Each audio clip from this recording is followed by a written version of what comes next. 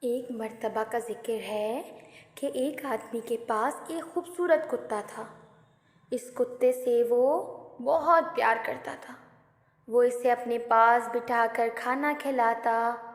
کتا بھی ہر وقت اس کے پیچھے پیچھے دم ہلاتا پھرتا اور جہاں وہ جاتا ساتھ ہو لیتا۔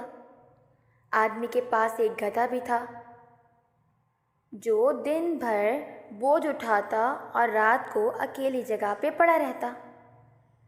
ایک دن گدھے نے کھڑکی میں منہ ڈال کر مالک کے کمرے میں جھانکا تو دیکھ کر حیران رہ گیا کہ کتا مزے سے کھانا کھا رہا تھا اور مالک پاس بیٹھا اسے چمکا رہا تھا۔ گدھا اسے دیکھ کر جل گیا اور دل میں کہنے لگا، آخر میرا مالک اس کتے سے اتنا پیار کیوں کرتا ہے؟ میں دن بھر سخت محنت کرتا ہوں اور کتا صرف دم ہلاتا ہے اور ادھر ادھر اچھلتا کودتا ہے۔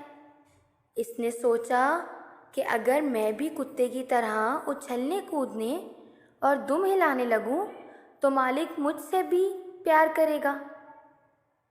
یہ خیال کر کے گدھا ڈھیچو ڈھیچو کرتا اور دم ہلاتا جھٹ مالک کے کمرے میں گھس گیا۔ اس نے آسمان کی طرف منہ اٹھایا، دانت نکالے اور ایسی تیزی سے دم ہلائی کہ شیشے اور کانچ کے برتن جو کہ میز اور الماری سے پہ رکھے تھے گر کے ٹوٹ گئے۔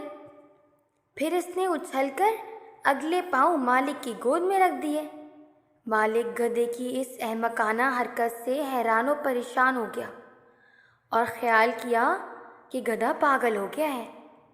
یہ زور زور سے چلانے لگا۔ شور و غل کی آواز سن کے قریب کے ہمسائے بھاگے بھاگے آئے اور گدھے کی حرکت اور چیخ و پکار سن کر ان کو بھی یقین ہو گیا کہ گدھا پاگل ہو گیا ہے۔ انہوں نے گدھے کو مار مار کر گھر سے نکال دیا۔